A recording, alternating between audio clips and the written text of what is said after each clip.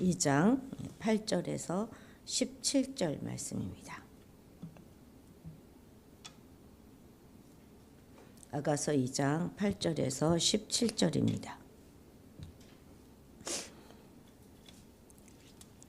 내 사랑하는 자의 목소리로구나. 보라, 그가 산에서 달리고 작은 산을 빨리 넘어오는구나. 내 사랑하는 자는 노루와도 같고 어린 사슴과도 같아서 우리 벽 뒤에 서서 창으로 들여다보며 창살 틈으로 엿보는구나. 나의 사랑하는 자가 내게 말하여 이르기를, 나의 사랑, 내 어여쁜 자야, 일어나서 함께 가자. 겨울도 지나고 비도 그쳤고 지면에는 꽃이 피고 새가 노래할 때가 이르렀는데 비둘기의 소리가 우리 땅에 들리는구나. 무화과 나무에는 푸른 열매가 익었고 포도나무는 꽃을 피워 향기를 토하는구나. 나의 사랑, 나의 어여쁜 자야, 일어나서 함께 가자. 바위 틈 낭떠러지 은밀한 곳에 있는 나의 비둘기야, 내가 내 얼굴을 보게 하라. 내 소리를 듣게 하라. 내 소리는 부드럽고 내 얼굴은 아름답구나. 우리를 위하여 여우 곧 포도원을 허는 작은 여우를 잡으라. 우리의 포도원에 꽃이 피었습니다. 내 사랑하는 자는 내게 속하였고 나는 그에게 속하였도다. 그가 백합화 가운데서 양떼를 먹이는구나. 내 사랑하는 자야, 날이 저물고 그림자가 사라지기 전에 돌아와서 베데르산의 노루와 어른 사슴 같을지라. 아멘. 아가서는 노래 중에 노래죠. 그리고 사랑의 노래입니다. 그래서 이 아가서는 사랑하는 마음으로 읽어야 되고 또 노래로 읽어야 하는 거예요. 이것은 산문이라든지 설명문이라든지 논설문 이런 것이 아닙니다. 그렇기 때문에 이것을 딱딱하게 하나하나 다 논리적으로 풀려고 하면 전혀 이해가 되지 않죠. 그런데 이제 사랑하는 마음으로 이것을 읽으면 한 구절 한 구절이 참 마음에 와서 닿습니다. 솔로몬은 왕이고 술라미는 진짜 어딘 거리에서나 만날 수 있는 그런 평범한 여인인데 서로 얼마나 격이 맞지 않잖아요. 그러니 이걸 막 논리로 따지면서 읽으면 이해가 안 되죠. 그런데 이제 이 비유가 바로 하나님과 우리의 비유라는 것입니다. 완전히 말이 안 되는 비유, 창조주와 피조물 사이의 그런 비유입니다. 창조물과 피조물의 관계. 그러니까 그것을 확 좁혀가지고 남녀의 사랑으로, 동등한 사랑으로, 1대1의 사랑으로 이렇게 만들어서 보여주고 있어요. 그래서 이 아가서는 완전히 파격적인 책인 것입니다. 고대의 근동의 모든 사상은 신 중심이에요. 신은 주인이고 이 인간은 종도 아니죠. 종도 아니에요. 그러니까 인간은 신 앞에서 먼지도 안 되는 그런 존재인 것입니다.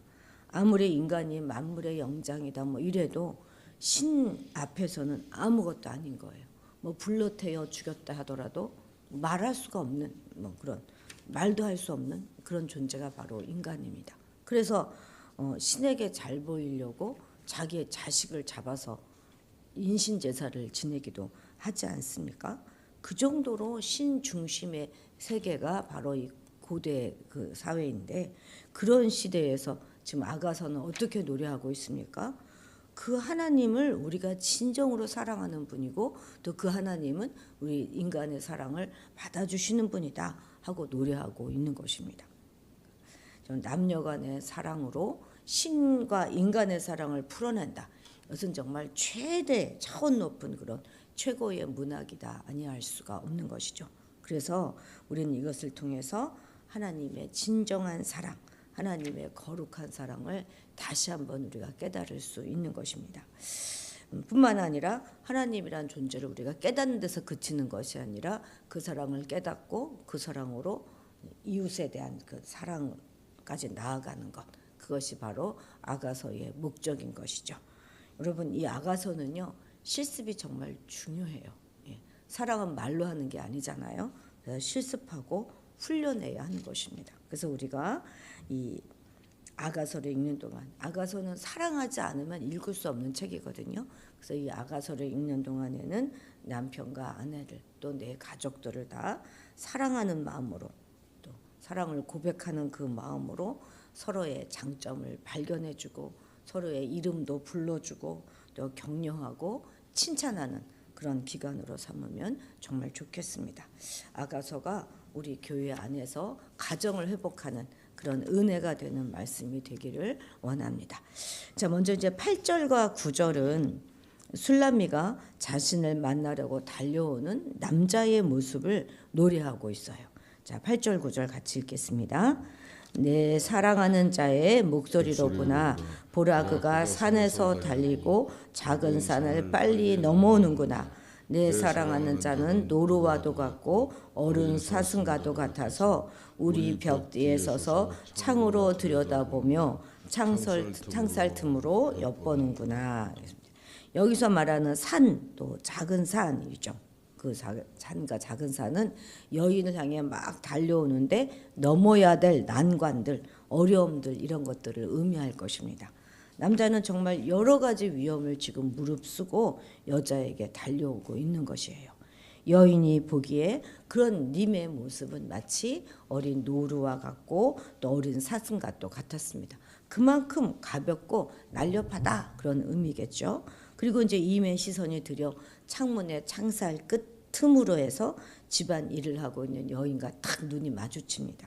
그러니까 집 안으로 얼른 쏙 들어가지 않고 벽 뒤에 서서 창과 창살 그 틈으로 여자가 하고 있는 일을 지금 들여다보고 있는 거잖아요.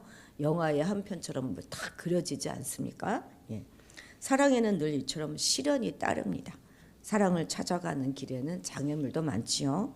그러나 사랑하는 사람을 위해서는 어떤 장애물도 개의치 않고 도전하는 것, 그것이 바로 사랑하는 사람들의 모습일 것입니다. 사랑은 이토록 어떠한 장애물도 극복할 수 있는 힘이 내재되어 있습니다. 하나님께서는 우리 인류의 죄를 다 사하시고 구원하시기 위해서 수많은 난관과 장애를 넘어서 당신의 아들을 이 땅에 보내주셨고 그를 통해 하나님의 사랑을 완성하셨습니다. 주께서 우리를 찾아오시는 그 길도 정말 험했지만 같은 수치와 고난을 다 감내하시면서 우리에게 와주셨어요. 주님께서 그 모든 고통과 장애에도 불구하고 그러한 희생을 기쁘게 감당하신 이유는 우리를 향한 뜨거운 사랑을 가지셨기 때문임은 말할 나위도 없을 것입니다. 우리 모두는 그 누구도 흉내낼 수 없는 그냥 그 위대한 사랑의 수혜자이고 또 그 무엇으로도 갚을 수 없는 은혜와 축복을 받은 그런 사람들이에요. 그 사랑을 받은 우리는 이제 어떻게 해야 합니까? 그 사랑을 가지고 실천하는 위대한 사랑의 실천자들이 모두 되어야 하는 것이죠. 조그만 장애가 있다고 해서 그것을 핑계대지 말고 그리스도를 위해서 모든 산들을 넘는 그런 충성을 보이는 그런 성도들이 우리 모두 되어야 하겠습니다. 10절부터 13절 같이 읽겠습니다. 나의 사랑하는 자가 내게 말하여 이르기를 나의 사랑 내 어여쁜 자야 일어나서 함께 가자. 겨울도 지나고 비도 그쳤고 지면에는 꽃이 피고 새가 노래할 때가 이르렀는데 비둘기의 소리가 우리 땅에 들리는구나. 무화과 나무에는 푸른 열매가 익었고 포도나무는 꽃을 피워 향기를 토하는구나. 나의 사랑 나의 어여쁜 자야 일어나서 함께 가자. 아멘. 이제 지금 읽은 10절부터 이제 13절까지는 드디어 이제 함께 갑시다. 이렇게 솔로몬이 술람미에게 청원하는 부분이에요.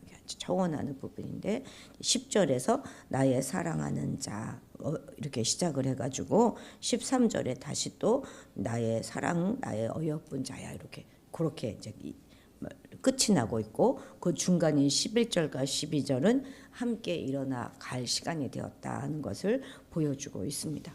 솔로몬은 두 번이나 거듭 강조하면서 일어나 함께 가자 이렇게 말하고 있어요.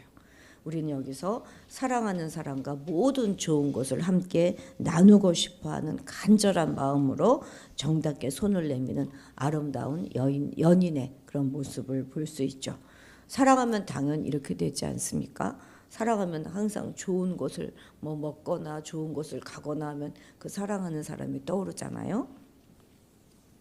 어려서 저희도 뭐 그렇게 넉넉한 그런 살림살이는 못 됐는데 갑자기 엄마가 저희 삼형제를 삼남매를 데리고 막 시청 앞 뭐 이렇게 막 또 광화문 이런 데로 데리고 가지고 맛있는 걸 갑자기 사줄 때가 있어요. 지금 그 보면 막 삼계탕 이런 걸 막 어릴 때 일부러 데려가서 사줬던 것 같아요. 무슨 뭐 뚝배기 뭐 이런 거. 그럴 때는 그게 언제냐면 꼭 그 전에 선생님들이랑 같이 그곳에 가서 회식을 한 거예요. 그것을 먹을 때 그 사랑하는 그 삼남매가 눈에 밟힌 거죠.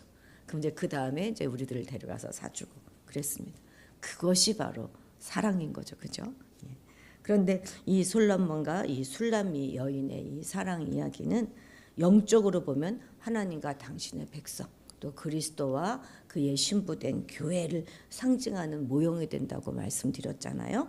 여기서 두 번씩이나 나의 어여쁜 자야 일어나 함께 가자 이렇게 하는 이 말씀은 바로 하나님께서 당신의 백성들을 향해서 말씀하시는 초청의 소리이기도 한 거예요. 같이 가자 일어나서 같이 가자 이렇게요. 우리는 아름다운 봄 동산을 노래하면서 일어나 함께 가자라고 부르는 이 솔로몬의 감미로운 그 속상임을 통해서 우리를 향해 내미시는 하나님의 손길을 볼 수 있어야 되고 또 그것에 기쁨으로 화답해야 하겠습니다.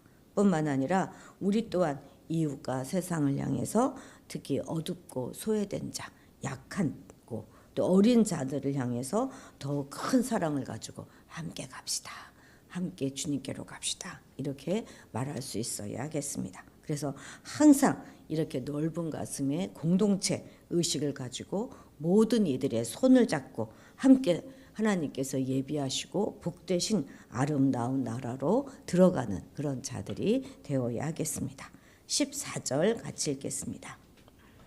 바위 틈 낭떠러지 은밀한 곳에 있는 나의 비둘기야 내가 내 얼굴을 보게 하라 내 소리를 듣게 하라 내 소리는 부드럽고 내 얼굴은 아름답구나.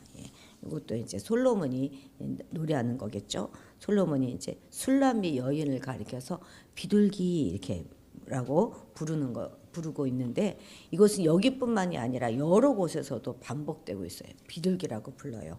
아마도 이 비둘기가 그녀의 애칭이자 또 별칭이었던 것 같습니다.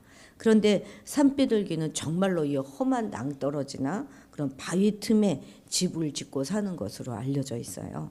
그래서 혹자는 솔로몬이 자신의 연인인 술람미를 이렇게 부른 것은 그녀가 시골에 아주 시골에 살고 있었기 때문이다 이렇게 주장하기도 합니다.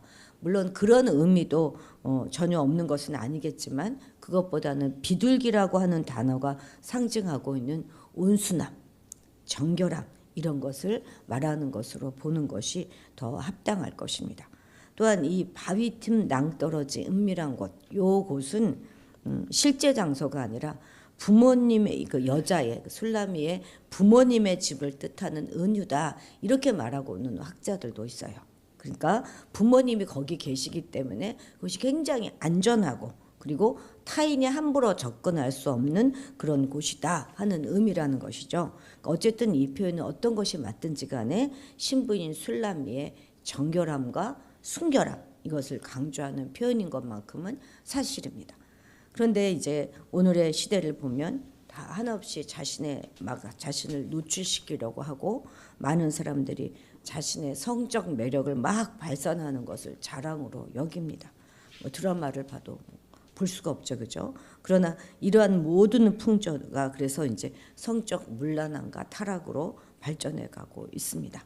그런데 정결하고 순결한 예수 그리스도의 신부로 살아가야 하는 성도로서 우리는 영육 간에 끝없는 그런 타락과 문란함을 추구하고 그 마음을 모두 어두운 세상의 주관자인 사단에게 우리가 빼앗겨 버린다면 그것이 얼마나 비참하고 수치스러운 일이 되겠습니까?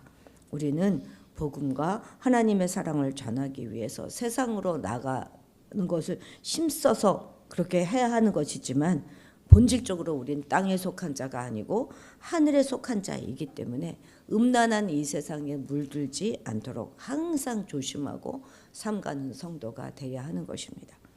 그래서 내가 거룩하니 너희도 거룩하라 이렇게 말씀하신 그 말씀 그대로 세상이 음란하고 혼탁할수록 우리는 더욱더 거룩함과 성결함을 가지고 다시 오실 그리스도를 기쁨으로 맞이하는 순결한 신부의 세대가 되어야 하겠습니다.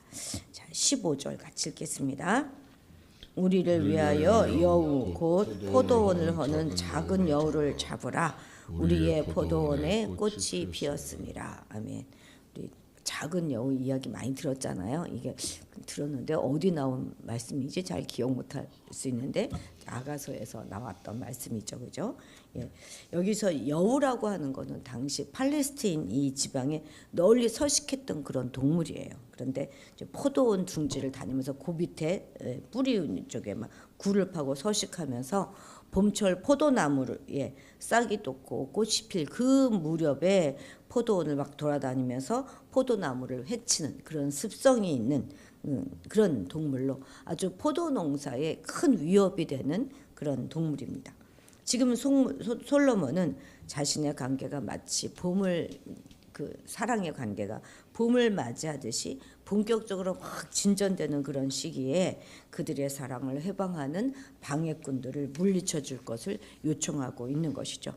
여기서 말하는 포도원을 허는 여우는 우리로 보면 교회와 성도를 쓰러뜨리고 넘어뜨리려고 하는 사단과 그에 속한 모든 존재들과 또 그들의 유혹 이런 것들을 다 의미하는 것입니다. 그렇습니다.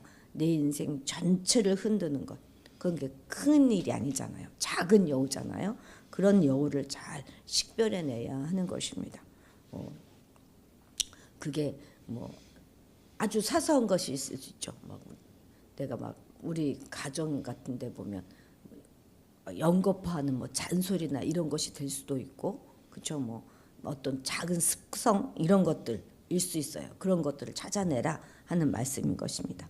이것들은 꼭 꽃이 필 때 출몰하죠. 일이 잘 될 때 뭔가 이루었다고 생각할 때 늘 방해꾼들이 나타납니다. 왜냐하면 그때 우리가 방심하게 되기가 쉽기 때문이에요.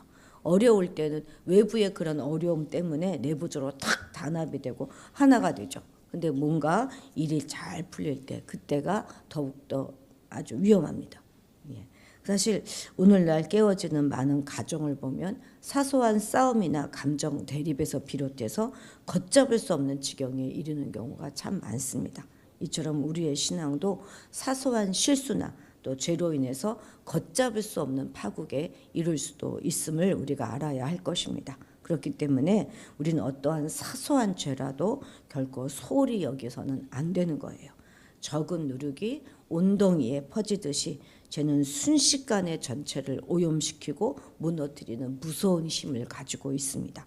큰 방축도 조그만 개미 구멍 하나로 무너진다는 속담이 있지 않습니까? 사단이 우는 사자와 같이 다니면서 삼킬 듯 찾고 다니듯이 언제든 틈만 나면 하나님의 포도원을 헐기 위해서 기회를 엿보고 있다 하는 사실을 우리는 잊지 말아야 하겠습니다. 그래서 우리 모두가 다 포도원직이다 하는 그런 의식을 가지고 음행과 탐심, 다툼과 우상숭배 같은 내적인 여우는 물론이거니와 이단 사설이나 거짓 선지자 같은 외적인 그런 여우에 이르기까지 우리의 신앙을 허물고 가정과 교회의 평화를 깨는 모든 세력을 경계하고 물리침으로써 하나님이 주신 은혜와 축복을 온전히 지켜나가는 우리가 되어야 하겠습니다. 기도하시겠습니다. 감히 창조주 하나님이 피조물인 우리를 신부로 또 자녀로 맞아주시고 사랑해 주시는 그 사랑을 늘 잊지 않게 하시고 이제 그 사랑 받았으니 이제 그 사랑으로 다른 사람을 살리고 세우는 우리가 되게 도와주옵소서. 나의 어여쁜 자야 일어나 함께 가자 부르시고 초청하시는 이 하나님 아버지의 초청에 응답하여 복되고 아름답고 영원한 나라에 들어가는 성도가 되게 도와주옵소서. 음란하고 타락한 이 세대 가운데서도 정결하고 순결한 신부로 잘 준비되어 갈 수 있도록 도와주옵소서. 우리의 인생과 가정과 교회를 허는 작은 여우를 잘 분별해내어 찾아내어 물리침으로 하나님이 주신 은혜와 축복을 잘 지켜나가는 그런 자들이 우리 모두 되도록 인도하여 주옵소서. 감사드리며 예수님의 이름으로 기도드렸습니다. 아멘. 아멘. 오늘은 우리 주위의 이웃과 친지들을 위해서 기도하는 날입니다. 잘 기억하시고 기도해 주시면 좋겠습니다. 아마 우리 곽 권사님은 공부하시는데 피곤하신가 보죠. 그래서 아마 잘 못 오시는 것 같습니다. 나이 들어 공부하시는데 이제 잘 하실 수 있도록 기도해 주시면 참 좋겠습니다. 자, 그리고 여러 가지 기도 제목들이 있고요. 주일 예배를 위해서 기도해 주시고 아동부 어린이들을 위해서 기도해 주시면 참 좋겠습니다. 우리 다 같이 주님의 이름을 크게 부르고 기도의 자리를